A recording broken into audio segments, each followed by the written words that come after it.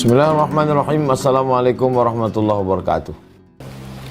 Saya niat mau nikah tahun ini. Ibu saya punya pilihan, saya punya pilihan sendiri. Bagus. Yang pusing tuh kalau tak ada pilihan. Kalau begini salah. Kalau perlu 4 lagi. Ini pilihan amak den, iko apa den, iko uni den, iko pepsoden. Tapi saya bingung, takut mengecewakan ibu saya. Apa yang saya lakukan Pak Ustaz?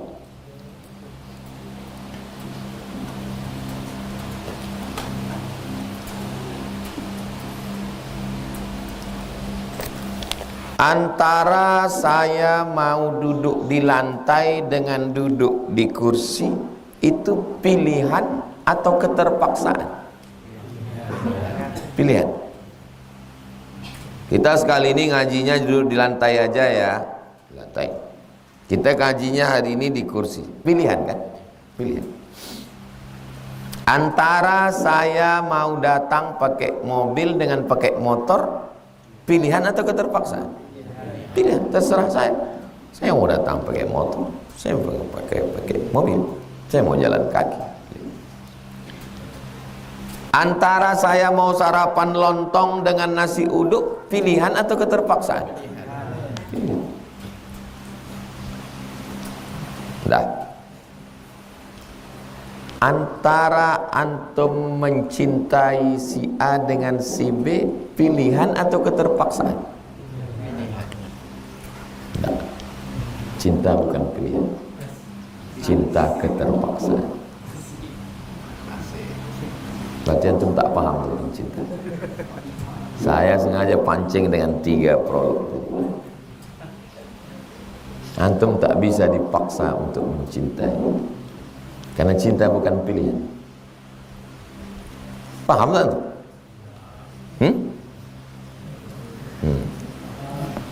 Saya ulang sekali lagi. Saya mau duduk di lantai dengan di kursi. Pilihan kan? Pilihan, terserah saya. Saya mau duduk di lantai, duduk di kursi. Saya mau datang pakai mobil, pakai motor. Pilihan, suka hati saya. Saya mau pakai mobil, saya pakai motor. Saya mau sarapan lontong atau nasi uduk. Pilihan. Mencintai A dengan si B.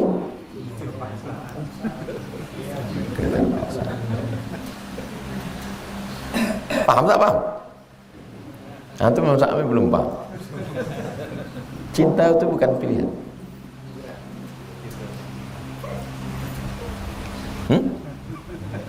Yang satu namanya, payah saya nyebut nama perempuan itu sebut. Cinta itu bukan pilihan, tapi keterpaksaan. Makanya muncul banyak pertanyaan ke saya, Ustadz, apa hukumnya mencintai bini orang? Kenapa? Karena dia terpaksa, tak bisa berpindah ke lain hati. Karena cinta itu keterpaksaan, bukan pilihan lah, maka keluar judul lagu, Kutunggu Janda. Maka keluarlah lagu Baranak Ampek dan nanti juga. Kenapa? Karena cinta bukan pilihan. Cinta bukan pilihan. Maka jangan menikahi orang yang tidak antum cintai. Paham? Antum bilang sama mak, aku tak mencintai dia, mak. Mak paksa pun aku nikah dengan dia, aku tetap juga akan menikahi pilihan setelah lakinya mati nanti. Baranak ampeknya akan dan nanti juga. Jadi mak antum pun berpikir, kalau mak antum pernah jatuh cinta dan dia dulu nikahnya tidak dipaksa, dia akan berpikir, saya tak akan memaksa Mizian Hazik Abdillah dengan pilihan saya. Karena saya tahu dia punya cintanya sendiri. Saya tak akan memaksa Sami, kau mesti nikah dengan pilihan aku. Kau sudah kucarikan ini seorang penghafal Quran tamat dari Kairo. Kata Sami, ayah aja nikah.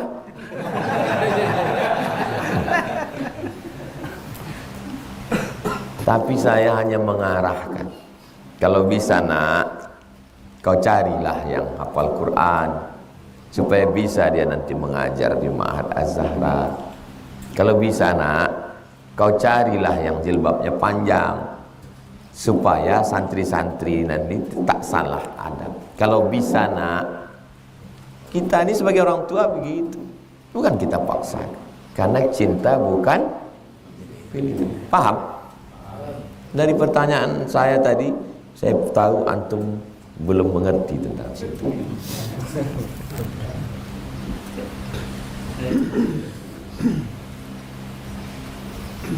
Seorang ulama atau yang kami anggap ustadz yang bisa meruqyah, tapi sholat berjamaahnya bisa dibilang tak pernah di masjid. Bagaimana menurut ustadz orang seperti ini?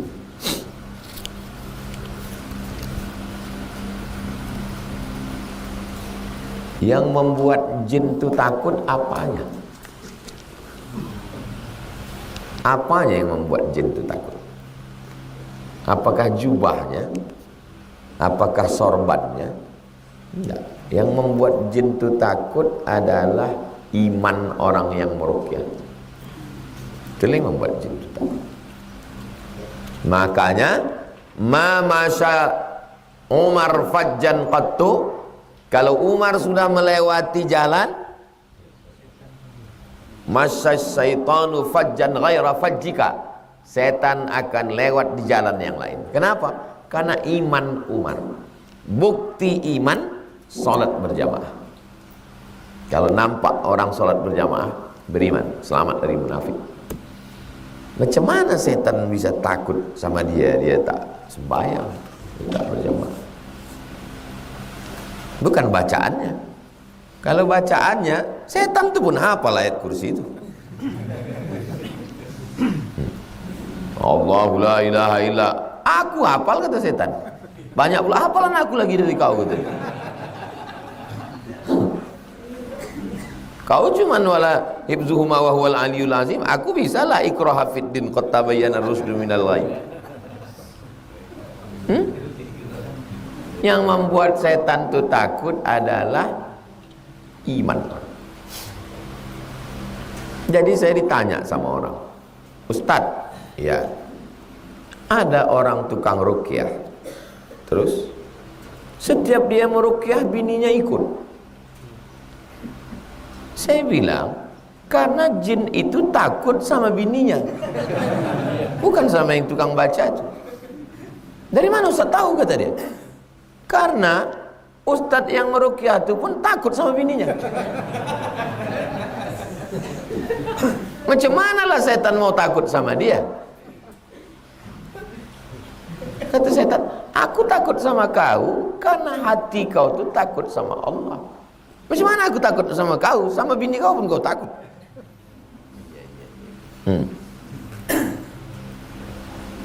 Paham antum cakap saya ini kan? Jadi kalau ada orang nanti mengaku bisa meruqyah, mengusir hantu, setan, tak sembahyang, orangnya tidak melaksanakan sunnah, berarti dia setan. Hanya di medsos saja dia diramaikan, dihebohkan orang, diviralkan orang. Betul tidak? Berapa banyak orang viral bisa mengusir hantu, konten. Dibuatkan konten. Dulu kan ada acara hantu kan, menangkap hantu segala macam. Orang barat pun ada filmnya viral dulu menangkap hantu. Masih ingat antum judulnya? Ghostbuster. Pakai vacuum cleaner. Masih ingat? Ghostbuster itu saya SMP. Antum tulis nanti di YouTube, masih ada tulis Ghostbuster. Tukang angkat hantu. Datang dia ke rumah pakai vakum, mana? Saya disebut hantu. Vakumnya hantu. Jadi setan itu takut karena iman kita, karena istiqomah kita, itu yang buat dia takut. Semenjak saya hijrah, saya banyak bermuhasabah. Muhasabah itu merenung, introspeksi diri. Saya merasa banyak dosa, hingga terasa seperti menggendong dosa itu setiap hari. Apakah ini kebaikan atau keburukan? Yang kita takutkan itu adalah kita merasa tak berdosa. Kalau ada antum merasa tak berdosa, hati-hati. Kalau Ustaz, apa yang Ustaz rasakan? Yang saya rasakan, amal ceramah saya sudah diambil karena saya riak. Di mana-mana ceramah baliho, dipuji-puji orang, disanjung-sanjung orang, tangan dicium orang. Saya merasa amal saya ini sudah habis, sudah tadi. Saya merasa dosa saya banyak.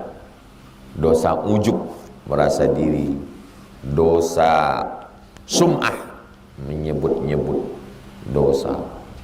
Jadi mesti selalu merasa berdosa, supaya kita selalu beristighfar. Jadi puncak daripada hijrah adalah merasa berdosa. Saya banyak ketemu orang hijrah ini tidak merasa berdosa, tapi membanggakan dosa. Insya Allah kalau ngomong orang agak 5-10 kata udah terbaca kita. Saya ini Pak Ustaz sebutlah mana aja hotel di Pekanbaru. Itu dia bukan berdosa, tapi bangga dengan dosa. Banyak orang bangga dengan dosa. Orang kalau berdosa tak begitu. Takut dia, malu dia, menetes air mata. Jadi antum yang sudah merasa berdosa, berarti sudah masuk dia ke dalam hati. Ada yang mesti diingat, ada yang mesti dilupakan. Yang mesti diingat dosa-dosa, yang mesti dilupakan pahala-pahala. Ada yang mesti diingat, ada yang mesti dilupakan. Yang mesti diingat perbuatan baik orang ke kita. Yang mesti diingat perbuatan baik orang ke kita, perbuatan jahat kita ke orang. Yang mesti dilupakan perbuatan baik kita ke orang, perbuatan jahat orang ke kita. Kok pernah kita buat baik? Lupakan. Sampai orang itu yang mengingatkan kita. Selalu merasa aku banyak dosa, aku banyak dosa, aku banyak dosa. Saya seorang imam di musola. Kalau saya datang kajian Rabu, biasanya tak ada orang sholat di musola, karena tak ada yang bisa jadi imam. Berarti antum sholat dulu. Sholat dulu di sana. Dalam perjalanan kemari ikuti streaming, supaya tak putus pembacaan hadis. Bagaimana harusnya sikap saya? Tetap jadi imam di situ. Dan sementara beberapa bulan ini buat pelatihan imam cadangan. Khusus Rabu bilang sama dia, kau jadi imam sini, aku mau ke sana. Kata dia, aku mau ke sana juga gitu. Bukan cuma kau aja. Ah, kok gitu kita ganti-gantian lah. Rabu ini kau sini, Rabu ini sini. Di satu sisi saya sangat ingin datang, di sisi lain saya tak tega. Jangan tinggalkan. Kalau sampai musola itu tinggal, orang tak sholat, istahwadzat alaihimus syayatin. Satu kampung itu diganggu setan. Jangan tinggalkan. Tak boleh masjid, surau, langgar, musola kosong dari sholat berjamaah. Walaupun antum sendiri. Kalau sampai kosong sekali, satu kampung itu kesetanan, diganggu setan. Bagaimana cara membagi hewan kurban? Di masjid kami begini, satu kupon untuk yang berkurban, satu kupon untuk yang bekerja, satu kupon untuk panitia, satu kupon untuk masyarakat umum. Jadi satu orang bisa dapat 4 kupon. Bapak ini masyarakat, dia ikut berkurban, dia ikut bekerja, dan dia panitia. 4 kupon sama dia. Satu kupon biasanya berapa kilo? 2 kilo. 8 kilo. Coba hitung berapa orang yang dapat 8 kilo. Kalau cuma 7 orang, oke lah. Tapi kalau sampai 70 orang, habislah daging untuk orang tu aja. Nah, jadi hitung-hitung. Jadi model begini ini ijtihadnya tidak generalisir untuk seluruh. Maka lihat kondisional. Kira-kira yang dapat 4 ini bisa berapa orang? Kalau dihitung-hitung cuma 1 orang Pak Ustadz, cuma Pak Ketua Masjid itu aja. Itu pun tak diambilnya, kami kasih 4 kupon, cuma 1 aja diambilnya, yang 3 dibalikkan, nggak apa-apa. Tapi kalau pas dihitung-hitung ternyata 10 orang, berarti habis jatah 30. Perlu dirubah sistem ini. Ini perlu diamandemen, dibawakan ke MK ini. Karena kalau diteruskan ini menimbulkan mudarat.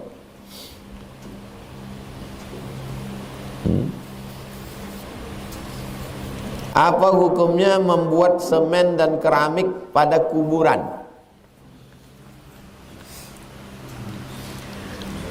Tanah ini tanah wakaf untuk seluruh kaum muslimin dan muslimat. Gitu bunyi akadnya. Tanah ini tanah wakaf untuk kaum muslimin dan muslimat. Apakah saya berhak dikuburkan di situ? Saya berhak, karena saya termasuk muslim. Tak bisa saya dikuburkan di situ karena di semen. Maka yang menyemen itu sudah mengambil tanah wakaf.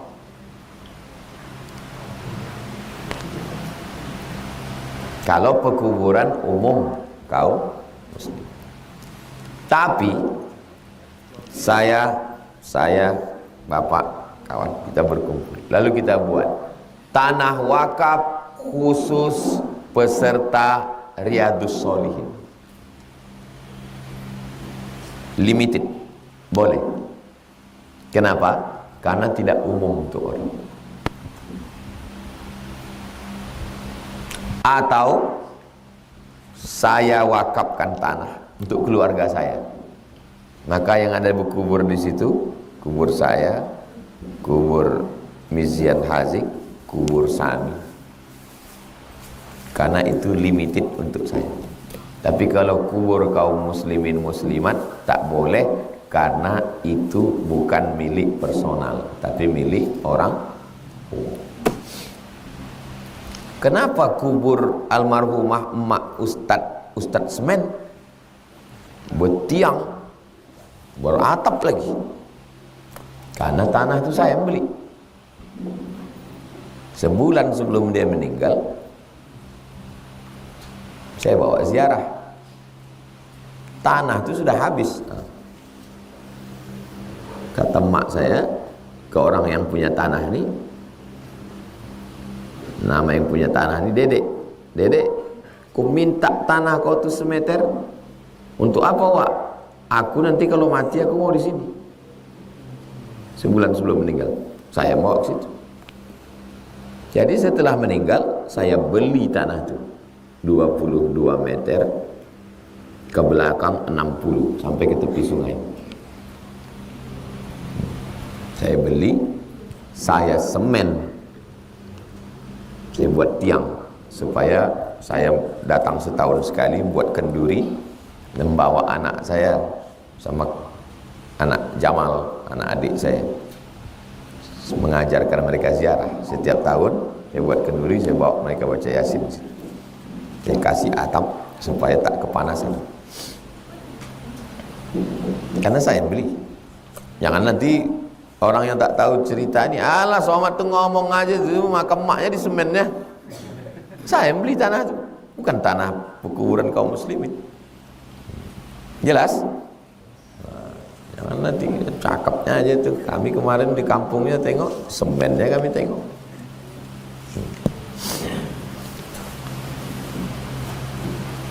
Bagaimana menurut pandangan Ustadz tentang orang yang pandai menarik barang pusaka? Keris, batu cincin, Yang pertama trik. Trik itu artinya tipuan. Nah, jadi datang orang, Ustadz, ada yang bilang di tanah kami itu ada keris.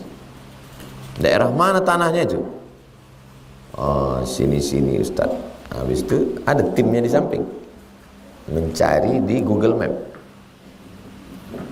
Kita tanya tadi, iya, malam tuh tim tuh menanamkan keris itu, tanamkan keris.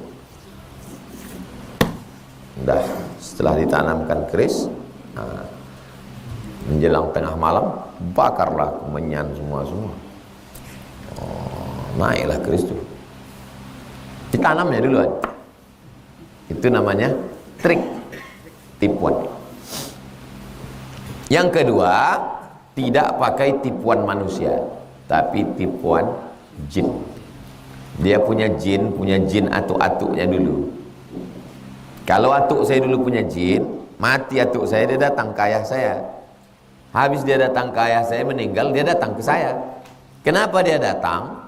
Karena dia perlu majikan. Jadi berinduk samang juga jin tuh. Karena dia umurnya panjang. Atuk kita mati, datang dia ke ayah kita. Ayah kita mati, datang dia ke kita. Kalau ditunjukkannya sekali, habis itu saya mau, berkawanlah sama dia. Ada orang tiba-tiba didatangkan keris di rumahnya. Datang keris itu terlintang. Fotonya. Kunci emas. 2 hari tak disenggolnya, hilang. Emas batangan. Datang ke saya nanya, Ustadz, ini keris datang 2 hari hilang. Ini kunci datang 2 hari hilang. Ini emas batang 2 hari hilang. Pertanyaan saya yang pertama, ada tak atuk-atuk kau dulu dukun? Ada Pak Ustaz. Jin dia itu datang untuk menawarkan proposal, mau tak kita lanjutkan MOU ini? Kalau kau bacakan ayat kursi, kau berzikir, kau tak peduli, lari dia itu, tak tahan dia, dicarinya induk semang lain. Tapi kalau kau mandikan keris itu, kau pasang limau-limau, kau buatkan malam khusus, kau potongkan ayam, kau kasih dia pulut kuning, habis itu kau pun berkawan sama dia, kau pun nanti jadi dukun, kau pun nanti akhirnya teruslah berkawan sampai akhirnya nanti pas mau mati, disitulah kau diganggunya, mati dalam keadaan su'ul mati. Jangan berkawan sama jin. Saya dipesan almarhumah mak saya, kau jangan berkawan sama jin. Mak saya dipesan atuk saya, kau jangan berkawan sama jin. Atuk saya dipesan onyang saya, kau jangan berkawan sama jin. Saya memesan ke anak saya, Hazik, kau jangan berkawan sama jin. Sami ini belum bisa lagi. Nanti kau udah bisa, kau jangan sampai berkawan sama jin. Gak apa-apa Pak Ustaz, ini jin Islam, sedang kawan Islam tak bisa kita percaya. Lagi jin Islam. Saya manusia aja payah saya percaya. Apalagi jin. Datang dia malam-malam, aku jin atuk kau, aku jin Islam. Tak bisa dipercaya. Sedang manusia aja payah kita percaya sekarang. Apalagi jin. Ada orang susah dari kampung merantau ke Kuala Lumpur, jualan kerja macam-macam, serabutan kerja, dapatlah 30.000 ringgit duit. 30.000 ringgit kali 3.000, 90 juta. Senanglah dapat duit. Tiba-tiba duit tadi hilang. Stres, depresi, suntuk.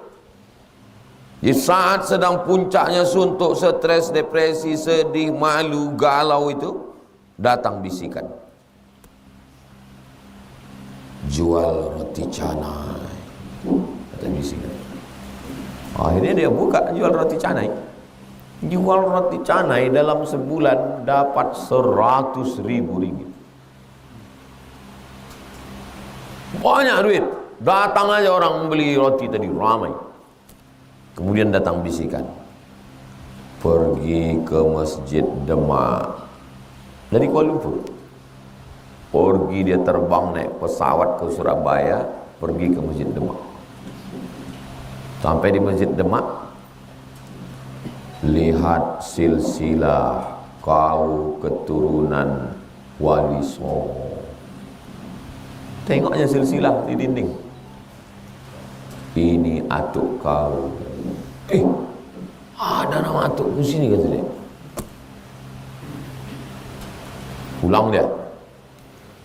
Pulang dia, datang lagi bisikan. Kalau kau mau mengobati orang, bacakan sholawat sekian kali. Datang orang, obat, sehat. Yang ini cerita lagi, sehat. Ini cerita, sehat. Datang orang ramai. Maka dia pun dinobatkan orang sebagai wali, kasyaf.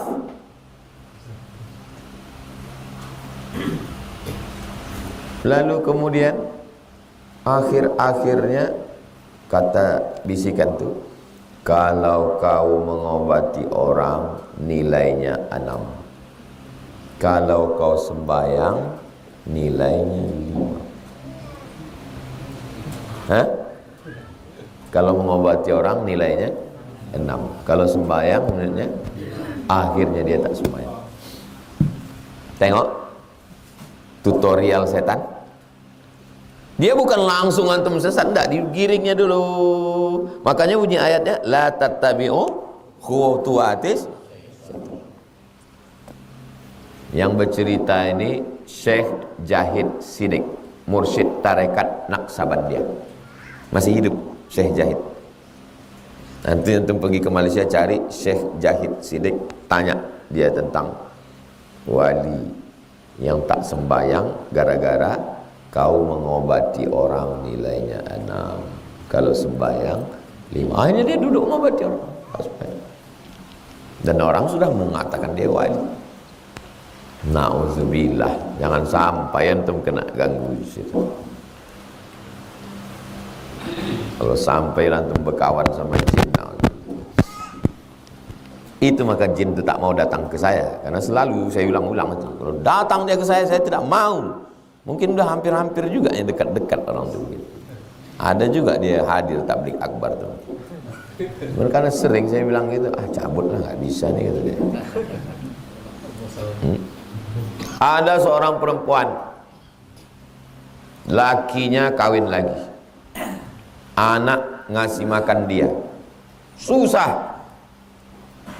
Dalam keadaan susah, sedih, suntuk, galau, komplit. Tiba-tiba jumpanya kayu segini di jalan. Kayu. Kemudian datang tetangganya, sakit. Diginikannya kayu itu, sehat. Dimasukkannya kayu itu ke air, diminum orang, sehat. Bodoh tanganlah orang berobat. Datang maknya keluarga emak saya. Dia ambilnya kayu itu, masukkannya ke dapur tempat masak. Mana kayu itu mak? Udah aku bakar udah. Takut aku syirik. Mau ngamuk dia, tapi selamat dia itu. Biasanya dia datang pas lagi sedang suntuk-suntuk. Maka antum jangan sampai suntuk. UKT naik, skripsi ditolak, mahasiswi yang dulu diantar pendaftaran udah dipinang orang, motor pula ditarik leasing, sedang suntuk-suntuknya datang dia. Jangan nanti mau kau. Ingat pesan saya. Dia datangnya biasanya pas lagi suntuk-suntuk. Situ dia datang biasanya. Hati-hati itu. Mana tahu terjadi sama antum, baik yang langsung maupun yang streaming, pas lagi sedang suntuknya, susahnya, galaunya, datang dia, ingat pesan saya, jangan antum berkawan sama jin, jangan berkawan sama setan, susah nanti antum mati. Mati dalam keadaan su'ul khatimah. Mudah-mudahan Allah menjaga kita semuanya. Sesabar apa kita menyikapi istri-istri tahun tinggi sekarang? Contoh, dilarang bermedsos, dilarang fitness, dilarang toksik.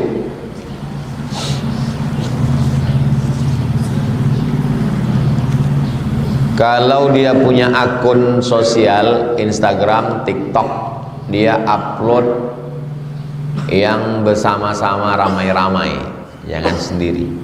Jangan mengupload, mengekspos wajah. Jangan mengupload gerakan-gerakan. Dulu ada gerakan tren menjulurkan lidah beberapa tahun yang lalu. Lidah, rupanya terjulur lidah itu anjing yang sedang bernafsu.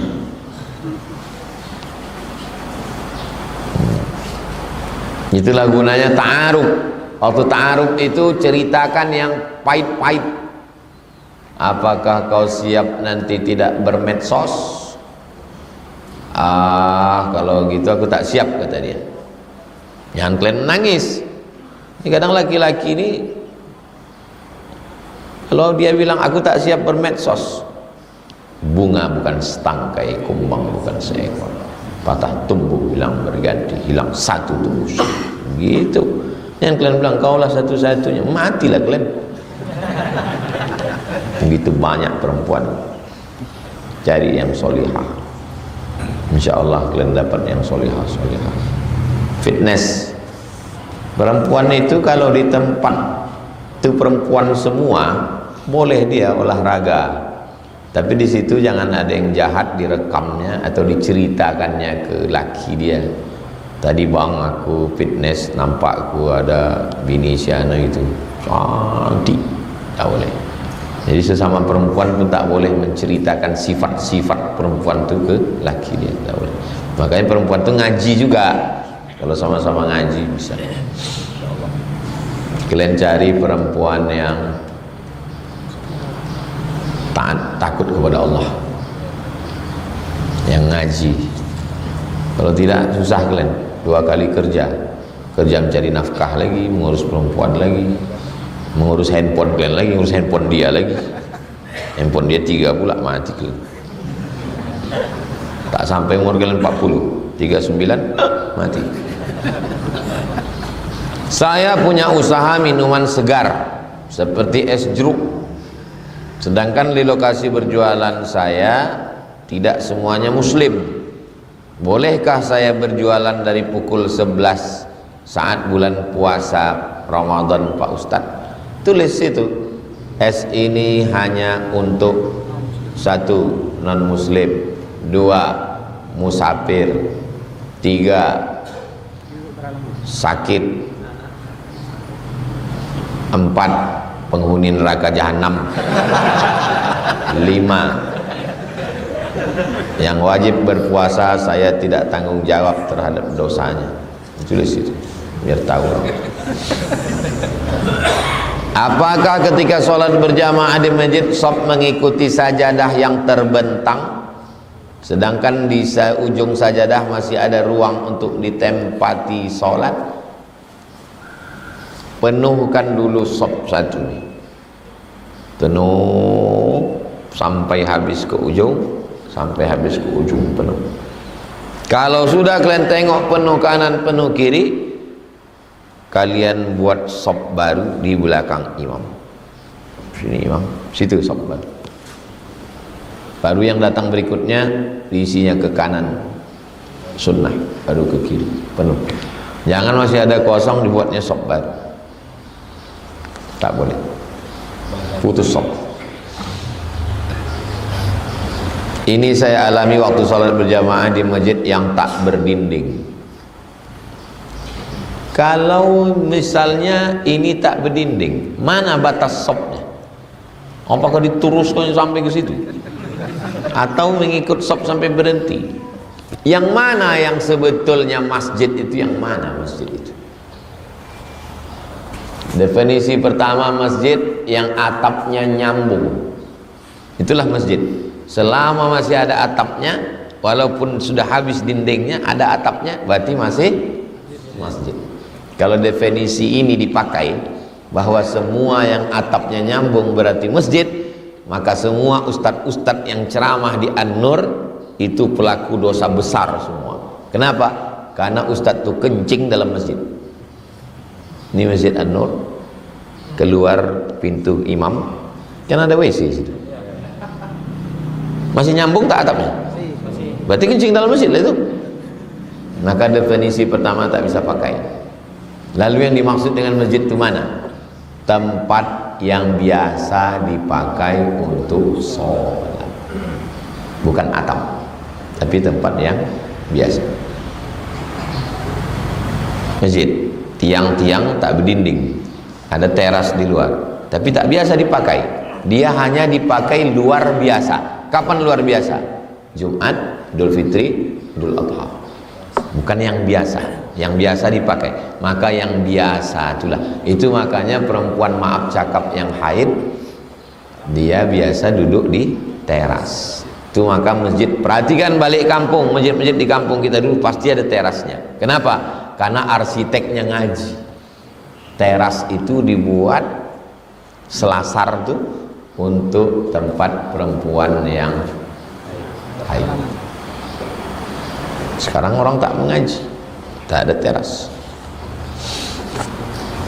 Dalam Al-Quran banyak contoh baik, thayyib, khair, ma'ruf, ihsan, saleh, albirru. 6. Ada satu lagi yang kurang, jayyid. 7. Thayyib, bersih, tak ada cacat. Ini dinding ini tak thayyib karena ada cacat. Dinding yang itu thayyib, tak ada cacat sama sekali, thayyib. Khair selalu dikonotasikan dengan harta, artinya baik tapi konotasinya materi, harta. Ma'ruf diambil dari kata urf, baik tapi yang sesuai dengan tradisi kita masing-masing. Baik di Aceh dengan baik di Minangkabau dengan baik di Kalimantan, sama-sama baik tapi ekspresinya beda. Namanya ma'ruf. Makanya kepada istri itu wa'ashiruhunna bil ma'ruf. Berbuat baiklah kamu ke istri kamu sesuai dengan tradisi di daerah masing-masing. Menyambut tamu di Aceh, didudukkan kita di atas kursi tinggi, diambilkan daun-daun pakai air, diambilkan pulut kuning pakai ayam. Kalau di Kalimantan tidak, turun kita dikasihnya parang panjang, suruh motong tebu, sekali cincang putus. Kalau di Papua tidak, dikasihnya piring besar, suruh pijak piring itu. Kalau di Minangkabau tidak, piring kecil disambutnya ting ting ting ting ting ting ting ting ting ting kosong. Habis itu dipecahkan piring itu. Kita kapan makannya ini? Rupanya di dalam. Baik semua itu, baik tapi lain tradisi. Itu namanya ma'ruf. Ihsan, ihsan baik tapi baiknya lebih. Waktu kalian balik dari umrah, kalian kasih saya sebotol, maka waktu saya balik saya kasih satu dirigen, baik, namanya ihsan. Makanya ke orang tua tidak disebut ma'ruf, wabil walidaini ihsan. Kepada Allah ihsan, wa ahsin kama ahsanallahu ilaik. Kita disuruh buat ihsan. Kenapa kepada orang tua itu disebut suruh ihsan? supaya kita tidak pernah merasa bisa membalas. Bisa kita balas lebih? Tidak bisa. Kalian gendong mak kalian dari sini pergi ke Makkah, tawaf, sa'i, tahallul, belum bisa ihsan. Kenapa? Karena kalau mau ihsan, kalian kandung dia 10 bulan. Karena dia mengandung kalian 9 bulan. 10 hari, kalian kandung dia 9 bulan, 11 hari. Baru ihsan. Artinya apa? Sebaik apapun kalian ke ibu, ayah, belum bisa mengamalkan firman Allah, wa bil walidaini ihsan. Saleh. Saleh terkait dengan manfaat. Lawan dari kata saleh, fasid, merusak. Ada orang baik, tapi dia tak mendatangkan manfaat, baik untuk dirinya sendiri. Tidak saleh. Saleh itu bermanfaat untuk lingkungan. Kalau saya buat pondok, tapi tak ada manfaatnya untuk lingkungan sekitar, tidak soleh, hanya sekedar hasan. Tapi kalau bermanfaat, anak-anak bisa mengaji malam, ibu-ibu bisa ngaji sore, bapak-bapak bisa ngaji subuh, sekolah tidak mahal, tidak pakai uang bangunan, itu soleh, bermanfaat untuk lingkungan sekitar. Al-birru, puncak dari semua kebaikan adalah birru. Makanya untuk kedua orang tua disebut dengan birrul walidain. Makanya perbuatan kepada Allah disebut laisal birra an tuwallu wujuhakum qibalal masyriqi wal maghrib walakinnal birra man amana billah wal yawmil akhir walakinnal birra man ittaqa.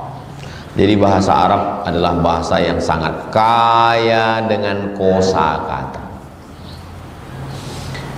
Ketika kita meninggalkan maksiat karena teringat azab kubur atau siksa, takut akan hal, apakah termasuk takut kepada Allah? Saya Pak Ustadz takut buat dosa. Kenapa? Karena saya takut neraka. Wattaqun naral lati waquduhan nasu wal hijarah. Takutlah kamu pada neraka yang bahan bakarnya adalah nas, manusia, maksudnya orang kafir, wal hijarah, batu-batu, maksudnya batu berhala. Kemudian kita takut buat dosa karena takut neraka. Apakah itu bertentangan dengan firman Allah? Tidak. Kan Allah yang nyuruh. Allah yang nyuruh. Kita beramal karena ingin masuk surga. Allah juga yang nyuruh. Wasari'u ila maghfiratin min rabbikum wa jannatin 'arduhas samawati wal ardh. Allah yang nyuruh. Yang tak boleh itu di luar perintah Allah, itu baru tak boleh. Jadi kalau ada orang mengatakan, aku buat surga bukan karena ingin surga, aku buat amal bukan karena ingin surga, dan aku buat jauh dosa bukan karena takut neraka, itu dia sedang berpuisi. Paham? Salahkah orang berpuisi? Ya tidak salah. Kalau memang aku ingin surgamu ya Allah, tutup pintu surgamu itu untukku. Kalau memang aku takut buat dosa karena nerakamu ya Allah, padamkan nerakamu itu, karena aku hanya ingin cinta. Orang dia sedang berpuisi. Apa pula salahnya? Puisi namanya. Itu puisi dari Rabi'ah Al-Adawiyah. Puisi. Jadi kalau kita takut masuk neraka, tidak syirik. Berarti kau takut neraka karena takut pada neraka, bukan takut sama Allah. Allah yang nyuruh, bodoh. Kan Allah yang nyuruh. Attaqun nar allati waquduha an-nas wal hijara. Takutlah kau kepada neraka. Allah yang nyuruh. Kau kalau mau beramal, ingin masuk surga, berarti kau tak ikhlas, berarti kau masih ingin surga. Allah yang menyuruh, bongak. Wasani ila maghfiratin min rabbikum wa jannatin 'ardha. Berarti kau masih pakai Quran, kau masih syariat kau ni. Kami sama guru kami sudah hakikat, udah. Terus guru kau tuh habis ngaji itu masih makan lontong? Masih. Kenapa? Lontong tuh syariat itu. Kenapa tak makan zikir aja dia? Banyak orang sekarang ini pandai mengolah-olah cakap. Tukang ngolah, TO, tukang ngolah.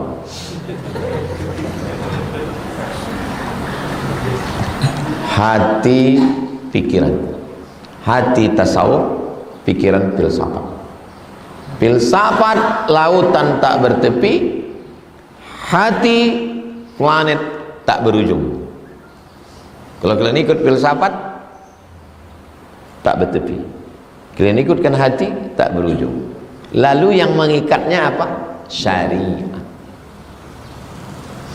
Makanya tasawuf yang kita ikut adalah tasawuf Imam Junaid Al-Baghdadi, muqayyadun bil Qur'ani was sunnah. Itu tasawuf kita, bukan tasawuf yang kemana-mana. Sholat batin, puasa batin, ujung-ujungnya nikah batin. Apa ini? Terpegang kepada sunnah Rasulullah SAW. Imam Junaid Al-Baghdadi menetapkan aturannya secara universal, baru disusun Imam Al-Ghazali secara detail dalam kitab Ihya Ulumuddin. Makanya kita ini ikut tiga. Dalam bidang akidah ikut Imam Abul Hasan Al-Asy'ari atau Imam Abu Mansur Al-Maturidi. Dalam bidang fikih ikut Imam Hanafi atau Imam Maliki atau Imam Syafi'i atau Imam Hambali. Dalam bidang tasawuf ikut Imam Junaid Al-Baghdadi yang disarikan secara sistematis oleh Imam Al-Ghazali. Bolehkah puasa nazar di hari Senin dan Kamis sekalian diniatkan anak supaya cepat sembuh? Nazar itu merubah sunat menjadi wajib. Puasa Senin Kamis sunat. Aku bernazar, ya Allah, kalau lulus aku P3K ini, puasa Senin Kamis aku tanggal sekian dan sekian. Sebutkan tanggalnya. Karena kalau Senin Kamis seumur hidup, pingsan mati kalian. Karena banyak orang bercakapnya mudah, pas mengamalkannya bingung. Maka pada Senin Kamis tanggal tersebut puasa itu berubah menjadi wajib. Itu namanya nazar. Dah selesai nazar. Sekarang niat anak supaya cepat sembuh. Itu namanya tawassul dengan amalan sunnah. Ya Allah, berkat puasa sunatku ini sehatkanlah anakku. Itu namanya bertawassul dengan amalan sunnah. Dalilnya, ya ayyuhalladzina amanu taqullaha wabtaghu ilaihil wasilah. Takutlah kamu kepada Allah dan bertawassullah. Hadis tentang tawassul sahih dalam Sahih Bukhari. 3 orang terjebak dalam gua, tertutup pintu. Yang pertama bertawassul, ya Allah, berkat sedekahku bukakan pintu gua ini, terbuka. Yang kedua berdoa, berkat baktiku ke emak ayahku bukakan pintu gua ini, terbuka. Yang ketiga, berkat aku tak jadi berzina, hampir saja tak jadi karena aku takut kepadamu, bukakan pintu, terbuka. Dari hadis ini diambil pelajaran boleh bertawassul dengan 3 amal. Pertama, sedekah. 2, bakti kepada orang tua. 3, menjaga diri dari maksiat. Mau bertawassul dengan sedekah, duit tak ada. Mau bertawassul dengan bakti pada orang tua, lahir yatim piatu. Tinggal satu lagi, bertawassul dengan tidak buat dosa. Aku tak minum khamar, aku tak berjudi, aku tak berzina, aku tak pacaran, aku belajar baik-baik di kampus, aku tak mencontek. Berkat amalku ini ya Allah, berkat takutku ini padamu, kabulkanlah doa. Bisa. Begitulah murahnya Allah ngasih. Kau bisa bersedekah, tawasul dengan sedekah. Tak bisa bersedekah, bakti pada orang tua. Tak juga bisa dengan rasa takut. Rasa takut pun tak ada, apalagi. Jadi boleh bertawasul dengan amal soleh. Saya dengar tuh orang tuh bertawasul tuh dengan imam-imam. Aku bertawasul dengan Syekh Abdul Qadir Al-Jilani. Maksudnya dia bertawasul dengan amal soleh Syekh Abdul Qadir Al-Jilani dan kedudukannya yang mulia, dia wali Allah berkat orang ini. Kalau bahasa sekarangnya apa? Ordal. Ordal. Assalamualaikum Ustaz. Salam. Bisa Ustaz kami undang ke kampung kami? Oh, tak bisa, penuh. Oh, saya ini kawannya Pak Alpadino, Pak Ustaz, yang ngurus pengajian Sabtu hari Rabu subuh. Oh ya. Sekampung sama dia? Iya, insya Allah. Jadi kapan dapatnya Ustaz? 2035. Itu namanya tawasul, menyebut orang yang kira-kira posisi orang itu dekat dengan Allah. Paham? Itu orang tawasul yang menyebut nama berkat Syekh Bahauddin An-Naqsyabandi, berkat Syekh Abdul Hasan Asy-Syadzili, berkat Syekh Abdullah Syattari, berkat Syekh Muhammad Yasin Al-Fadani, berkat Syekh Abdullah bin Siddiq Al-Ghumari. Disebutnya nama-nama guru dia, tertawasul dia dengan orang soleh gitu. Ahlus sunnah boleh, Wahabi tak boleh.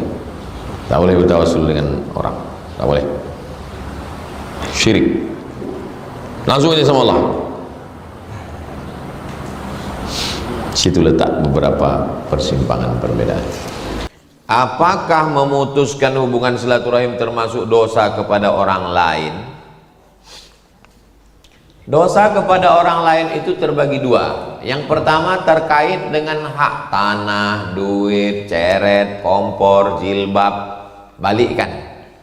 Yang kedua yang terkait dengan perasaan, tatapan mata, sindir menyindir. Makanya Nabi waktu minta maaf, man kuntu jalattu lahu zahran fahadha zahri. Siapa yang pundaknya pernah kucambuk, ini pundakku. Nah, ini terkait dengan fisik, menempeleng, memukul. Yang kedua, man syatamtu lahu irdan. Siapa yang harga dirinya pernah aku singgung, cakap kasar, sumpah serapah, caci maki.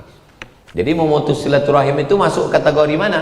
Dia tidak terkait dengan harta benda, dia terkait dengan sikap. Kita diamkan orang, kita tak menegur dia, kita tak menolong dia. Jadi dosanya dua, dosa kepada Allah karena melawan perintah menyambung silaturahim, dosa kepada saudara karena kita sudah menyinggung perasaannya, menyakiti dia, menzolimi dia, menganiaya dia. Memang ada orang yang ramah, ada orang yang ramah, ada orang yang tak ramah, cakapnya satu-satu. Apa kabar? Sehat. Tapi kita tahu tak bisa kita paksa pula orang yang tegas jadi ramah. Saya ini kalau kalian paksa jadi ramah, lembut, apa kabar?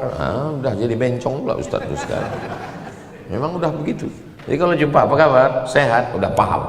Sebetulnya ya udah tahu. Itulah gunanya ta'aruf, kenal, tahu sifat orang. Bagaimana Allah mengampuni dosa kita di akhirat nanti?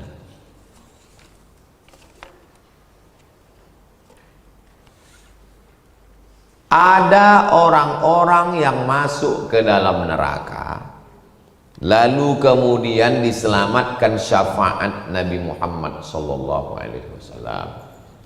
Ada yang diselamatkan oleh syafaat orang beriman. Syafaat orang beriman, melapor dia kepada Allah, ya Allah, ada saudaraku yang dulu satu masjid, satu majelis sama aku, sekarang tak nampakku dia di surga. Kata Allah, kau cari yang imannya sebesar dinar, sebesar duit logam, beratnya 4,25 gram. Dicarinya, dapat. Kau cari lagi orang yang imannya masih ada lagi, ya Allah. Kau cari yang imannya sebesar dzarrah, Itu syafaat orang beriman. Itu maka kita mesti baik sama orang beriman. Tak tahu kita entah syafaat dia nanti menyelamatkan kita. Hadis syafaat ini panjang. Ada syafaat Allah. Syafaat Allah, kata Allah Ta'ala, semua sudah ngasih syafaat, aku belum. Jadi orang-orang yang berdosa itu dimasukkan ke dalam neraka. Habis itu dia mendapatkan syafaat Allah. Lalu Allah menariknya macam biji-biji hitam yang diletakkan di tepi sungai, lalu kena air dan cahaya matahari, tumbuhlah tanaman yang hijau. Begitulah orang dari neraka itu masuk ke surga, kena air sungai surga, hidup dia balik, masuk ke dalam surga, tertulis di tengkuknya mantan penghuni neraka. Tapi jangan gara-gara ini nanti pas antum masuk surga nengok tengkuk orang aja semua. Jadi macam mana cara Allah mengampuni dia? Ada orang yang diampunkan setelah diazab, tapi ada orang yang diampunkan Allah SWT karena taubat nasuha waktu dia masih di dunia. Illa man taba, orang yang bertaubat, wa amana, beriman dengan baik, wa amila amalan salihah, beramal soleh. Taubat, beriman, beramal soleh. Ulaika, mereka itu, yubaddilullahu sayyiatihim hasanat. Semua dosa-dosa mereka dulu diganti Allah dengan hasanat. Mudah-mudahan kita termasuk golongan itu insyaallah. Ada zikir orang la ilaha illallah, lalu terlintas di hatinya, akulah orang yang tauhidnya paling murni. Ada orang zikirnya astaghfirullah. Ada orang zikirnya Allahumma sholli ala sayyidina Muhammad, Allahumma sholli ala sayyidina Muhammad. Terlintas di hatinya, akulah orang yang paling dekat dengan Nabi. Ada orang yang zikirnya khatam Quran, terlintas di hatinya, akulah orang yang mendapatkan syafaat Quran, ahli Al-Quran. Tapi ada orang yang zikirnya astaghfirullahaladzim, astaghfirullah, akulah orang yang paling banyak dosa. Kira-kira di antara semua ini mana yang paling hebat? Yang paling ikhlas. Saya pernah ketemu sama kiai, setiap beberapa detik, tak sampai menit, saya hitung beberapa detik, astagfirullah. Iya begini Pak Kiai, astagfirullah. Oh, amalan dia istighfar. Orang yang mengamalkan istighfar 6. Fakultu astaghfiru rabbakum innahu kana ghaffara, diampunkan dosanya. Yursilis samaa alaikum midrara, diturunkan air hujan. Wa yumdidukum bi amwalin, dapat harta, wa banin, dapat anak, wa yaj'al lakum jannatin, dapat taman-taman surga, wa anhara, air sungai yang tak putus. Amalannya satu, istighfar. Faqultu astaghfiru rabbakum innahu kana ghaffara, diampunkan. Yursilis samaa alaikum midrara, turun hujan. Wa yumdidukum bi amwalin, dapat harta, wa banin, dapat anak, wa yaj'al lakum jannatin, taman-taman surga, anhara, sungai. Nah, kenapa tak ada disebut istri? Tak ada disebutnya istri, disebutnya anak. Ya tak mungkin lah punya anak tak ada istri. Disebutnya akibatnya tanpa menyebut sebabnya. Kenapa tak ada disebutnya pekerjaan, tapi disebutnya harta? Dapat harta, tentu dikasihnya pekerjaan. Amalan istighfar. Dalam hadis 3, dalam ayat 6, dalam hadis 3, ja'alallahu lahu min kulli dhiqin makhraja, kesempitannya di lapangan Allah. Wa min kulli ham, Ustaz, enggak ada apa-apa, kurang berarti tambah lagi. Begitu kalau beramal tuh, dicoba. Coba itu bahasa Arabnya jarraba yujarrib, coba. Makanya disebut dia mujarrab. Mujarrab artinya dicoba. Ini kau amalkan, ini mujarrab ini. Mujarrab ini, itu diambil dari bahasa Arab itu. Mujarrab artinya sudah dicoba. Bagaimana menyikapi tetangga yang kurang harmonis dengan kita? Maksudnya kurang komunikasi. Betulkan pikiran. Ini tanah kau, ini tanah aku. Yang kita urus ini tanah kita aja, tak usah kita urus tanah orang. Yang saya urus adalah bagaimana komunikasi saya, bagaimana senyum saya, bagaimana cakap saya, bagaimana saya udah ngasih ke dia atau belum. Masalah dia nggak usah dipikirkan. Yang membuat dunia ini ribet, jelimet, sulit, susah, payah, itu karena kita memikirkan tanah orang. Jelas? Begitu juga dalam segala hal yang kita pikir. Maka tuba liman syaghalahu aibuhu an uyubinas. Kita hanya bisa merubah diri kita. Kita tak bisa merubah orang. Adapun orang, serahkan dia kepada pemilik orang itu. Ini tetanggaku nih Pak Ustadz, gimana caranya biar supaya dia lebih ramah? Gimana merubah dia? Apa kita kumpulkan orang ini semua, kita buatkan pelatihan ramah? Gak bisa. Kita aja kita robah. Masalah dia serahkan kepada pemilik dia. Siapa pemilik dia? Allah Subhanahu wa taala. Kita baik sama dia, kita doakan dia, kita undang dia silaturahim. Masalah dia tak bisa kita merubah orang. Kita hanya bisa merubah diri kita sendiri. Untuk apalah Tuhan mengirim agama? Agama kan tidak bisa merubah dunia. Agama tidak bisa merubah dunia. Agama itu merubah orang. Orang itulah yang merubah dunia. Dunia ini berubah karena orang. Agama itu mengatur orang. Kalau orangnya berubah, dunia ini berubah. Apakah anak yang bekerja dengan orang tua termasuk karyawan dan mendapat hak yang sama dengan pekerja lain? Seorang anak bekerja di perusahaan bapaknya, statusnya sebagai karyawan, gajinya peraturan perusahaan, dia mesti ikut karena status dia di situ sebagai karyawan. Ada seorang orang kaya pulang anaknya dari Amerika, disuruhnya buka rumah makan.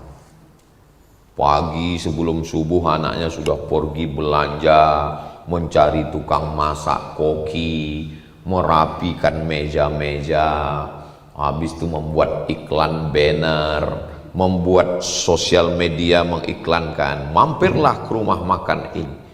Berapa dijualnya sebungkus Pak Haji? Saya suruh dia jual 10.000 pakai ikan, pakai sayur. Hah, 10.000? Apa maksud Pak Haji ini?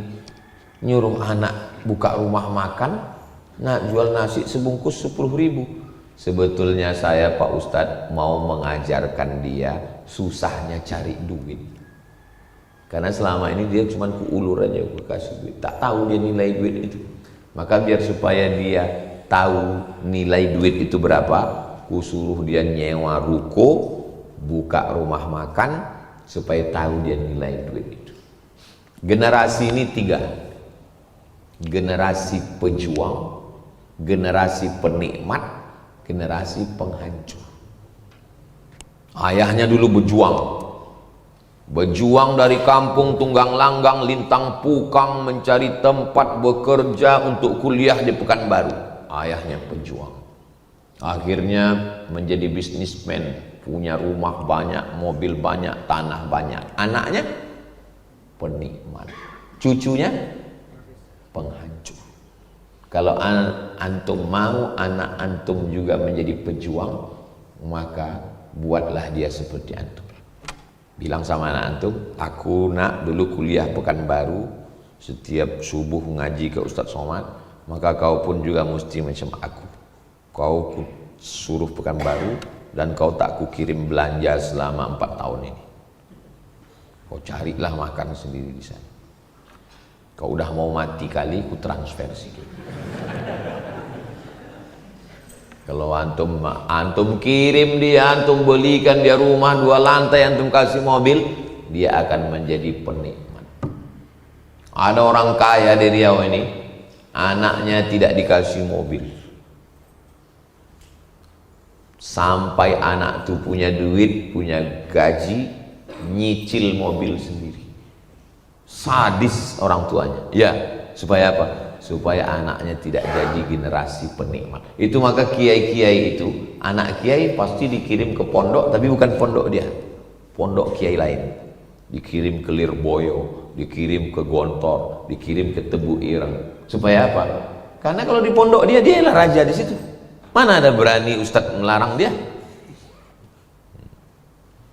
Kirim. Sami kirim ke Nurul Azhar. Karena kalau di TK sini semau dia aja masuk. Sedang di sana pun semau dia juga.